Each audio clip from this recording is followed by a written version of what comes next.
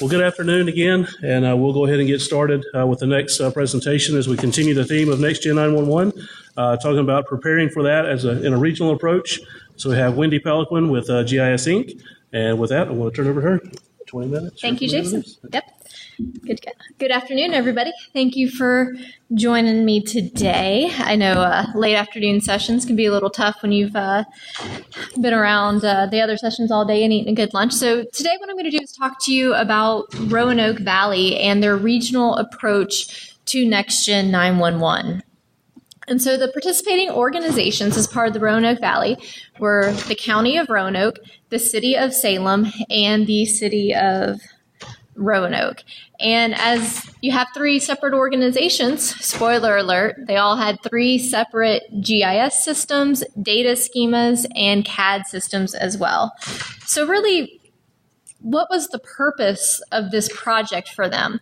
They wanted their data to be NextGen compliant. They wanted to validate those addresses and really build that regional and cohesive data set. The organizations all have memorandum of understandings together. And so as they do provide service in the other jurisdictions, when they're sending their public safety teams out there, they wanted them to know where they were going. But also, as the calls were getting transferred between PSAPs, they wanted to make sure the appropriate agency was responding as soon as possible. And with that, they needed this data set to be CAD compliant. As I just mentioned, they're all using a separate CAD system, which all had separate requirements for how they were going to consume the data. And really with that NextGen 911 compliant piece, we know that it's really moving to this reliance on GIS data and having it accurate. A lot of older CAD systems may have used more tabular data, but now it's really going to be driven by GIS. And so they wanted to make sure that as the systems are getting upgraded and have those new capabilities, you know, people are no longer calling from a phone in a house that's attached to the wall. Everybody has a cell phone. They're calling from other locations. They also wanted to be able to accommodate the data that's coming from text messages or video. Just the way that we're communicating has drastically changed over the years. So they wanted to be ready for that as the, technology continues to evolve. And as I said, part of what was driving that was making sure the proper agency was going to be able to respond. It was getting assigned to them and really just never having a bad dispatch. The better the data is coming in and they're able to get the right organization out there, somebody's lives can be saved. It's, time is everything when it comes to emergency situations. And so they wanted every call that's coming in for them to be able to respond and get people out there as soon as possible. And so really, moving into NextGen 911, there are several layers that are required. The road center line, PSAP boundaries, emergency service boundary areas. And those were all things that all three jurisdictions had. And then the other layers that are, kind of nice, great to have, minimally recommended railroads, cell phone sites, mile markers. And so for some of those, so let's really start small on this first piece. Let's get these required layers and use that really as a pilot project for moving forward and then bringing in the other data once they had a good system in place for sharing and consolidating the data in the data sets. So first goals, to create a real-time, valid, seamless data set for all three jurisdictions, including the road center lines, the address points and or polygons, emergency service zones, PSAP boundaries, and of course the authoritative and municipal boundaries, because we all know that a lot of the municipal authoritative boundaries do not always follow along with what the PSAP boundaries are. And so that was leading to some confusion as well. And then really just supporting PSAP readiness for the future technology. The county and the cities are always, looking to continue to evolve and to keep up. And so this is really that next step for that. So they broke the project up into two phases. And for the first phase, the biggest accomplishment was that defined PSAP schema. As I mentioned, all three jurisdictions had their own database schema they had worked in. Then there are the requirements for, the NextGen 911 fields that they didn't have. And then all of that consolidating and coming together to create one shared database. And for them, in that draft model, it was really, can we have these mandatory fields that would make it NextGen 911 compliant? And then what are those conditional fields? Because each jurisdiction had something that the others may not need. So if that was there, they wanted to make sure and incorporate it so they had the information, but not make that mandatory. And so setting it up, what they did was the county really served as the host for the project. And so they agreed to use their server space. And so the county was getting their data from their enterprise database on their server. And then the two cities were uploading their data set through an FTP site. All the processing was happening on the county system. And so it was taking each of those three data sets, doing a ETL process script, putting it into the output, which was the NextGen 911 compliant schema, and then serving that out as services. And then from there, they were also putting a new combined data set out on the FTP site for the two cities to be able to pull down, because with the CAD standards that they had for putting their data in, not all of them were able to consume services. And so they had to go back and put in some of shapefiles and other courses. So that was really the big step. Okay, we have this process down. We're getting the data, we're combining it into one and shipping it back out to each organization. And so that really opened up the coordination between these jurisdictions. And when I really talk about coordination and collaboration, this was such a champion project for them. At each of the entities, the GIS people may not have, had a good relationship or been working with the PSAP managers and vice versa. So it really brought them all together at the table, and they had to make decisions and slap the table on a lot of the information, and it really just built those relationships that have been ongoing throughout the project.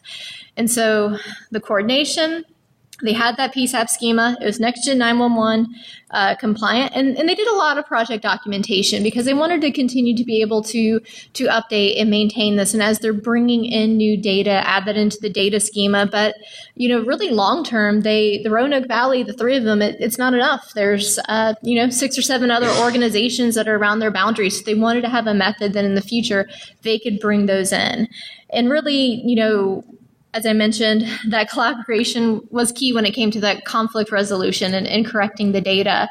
And, everybody can be very territorial about their data and what they have, but they were really able to work together and come to an agreement with those boundaries. And so that first step, there's a very simple PSAP viewer where they could zoom in, they could see the different areas. There were several areas where all three jurisdictions actually all met in one, and that kind of allowed them to go in and really look at where those issues were. And it was really updating once a week. So on Sunday night, going in, pulling the data, pushing it out. And that was, really that first phase. They were able to show that, this process can work, we can work together, and we can have a data set that we can all use. But that wasn't enough. They're like, well, what's next? And about the same time, Esri had released 10.6 when they were going to start phase 2 of the project. And that really gave them more capabilities at phase 2. They were able to implement portal-to-portal collaboration, so no longer having to update and share the data through FTP sites. And with that, all three organizations upgraded to 10.6. And they also added into the ETL process, adding parcels, so adding in that new data. But the portal-to-portal collaboration was the biggest game changer for them. They also added in some system monitoring on their servers. As I mentioned, the county is hosting this process on their server, and they want to know if the server goes down. Are there any issues? Because at the end of the day, this is supporting their 911 operations.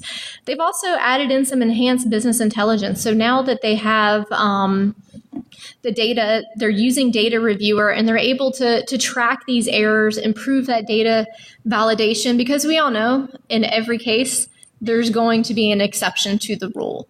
And so they wanted to be able to handle these addressing and even the road centerline exceptions. And from there, the reporting. So when there is a bad dispatch, how is that data and information getting back to the people who can update it and change it? And then, of course, they implemented insights in Geo Event. So as part of, really get into the business intelligence and mining the data that they have, since they all already had ArcGIS Enterprise, that allowed them to use insights. It was a license and availability they already had. The one piece of Esri software they did purchase was Geo Event, and that was because when these reports and errors are getting entered, they wanted to get notifications, or when it's running through the data scripts and there's an issue, because they wanted to fix them right away. And then, of course, they worked on a routable network data set. When you have 3 separate jurisdictions where they all meet together on those road center lines, and with the PSAP, that can, definitely be a challenge in the data. And then, continuing to use Data Reviewer for their QA, QC. So this is a just quick look at their architecture. You can see everywhere on the left is the architecture for Roanoke County, but all the way on the right where it says PSAP, so that's really where that server and the processing is coming along. And right to the left, what you see is their portal.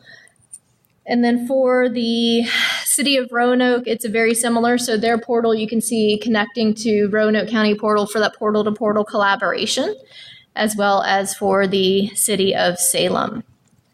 So digging in a little bit about this process, they implemented Data Reviewer because as they are combining the data, ETLing it into one data set, there are always going to be issues. They have all these scripts set up for the rules.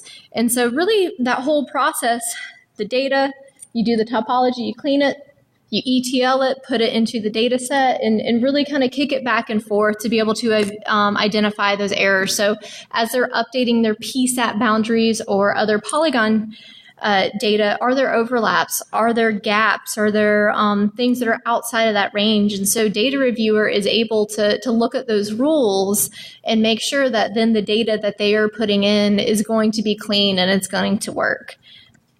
They also created a manager's dashboard.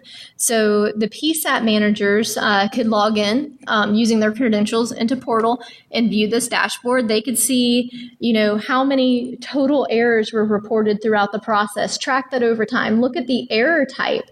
So is it a polygon overlap? Are there multiples? And really kind of look into what type of data anomalies or errors that they're experiencing and really track that. So as they're updating the data, seeing these numbers go down and hopefully not going up.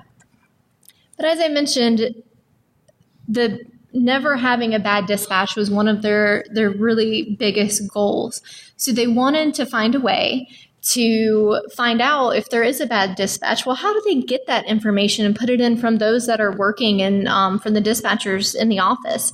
And so they've created a form for them to go through to collect that information so they can enter the incident number, dispatch, where is it going, the agency, that select the location, and then all of that is getting pushed up to a dispatch error dashboard. So now they're able to view what those errors are, look at them, update the data, and track that as well. And just having that visual and being able to dig in really helped them, get an idea of what was going on between the county and the cities and the data. And so it wasn't just, oh, yep, this address, it wouldn't geocode, it wouldn't work. They're able to capture that information fresh from the dispatchers right there while it's happening. Because we all know in 911 and the dispatchers, it can be very busy and going from call to call to call. So they wanted to really have them capture that information immediately and put it in that system. And that's also where they're getting these errors. Geo Event helping to kick out notifications and let them know, okay, it's not just going into the dashboard, but something really alerting them and helping them to continue to go respond to that. And also the Geo Event with the server monitoring so that they're able to, if something's going down or the performance isn't as well, go in and investigate that and really help them moving forward. And then for insights, this was okay. Well, we've put data into our PSAPs, but now let's look and take it out. let's look at the calls. What are those dispatch times, arrival times, looking at the counts in the call type. So now starting to understand not just, okay, were they able to get there? Were they able to get there quickly? Is the data correct? But how can we help improve their performance in what they're doing? Looking at the calls, how many for that week, that month, that year, so that they can provide that information back to the organizations and really help them understand, making sure that they do have enough dispatchers in service. And of course, analyzing call service location, call times, there are a lot of ratings that are dependent upon their ISO ratings for how long it takes for fire to get their EMS, and that also influences insurance prices. And so they wanted to, really kind of help them start making sure that they have that coverage throughout the county. And so this is just kind of an example of some of the things that they've started to look at in Insight. So you have your service call, the destination to the address point, looking to see how long, and really just, to those nearest fire stations, so they can determine, okay, are their service areas correct? Who's being sent? Which stations should they be in? And looking at those average response times by the call type and breaking those down that way. So that's really kind of, what Roanoke Valley has been doing. They really wanted to take that approach of embracing the current software and architecture that they had, opposed to purchasing other third-party systems. They've made that huge investment in the Esri software, so really finding that way that they could use that to prepare for NextGen911. So does anybody have any questions? No questions? And y'all are an easy crowd. All right, well, thank you for coming this afternoon.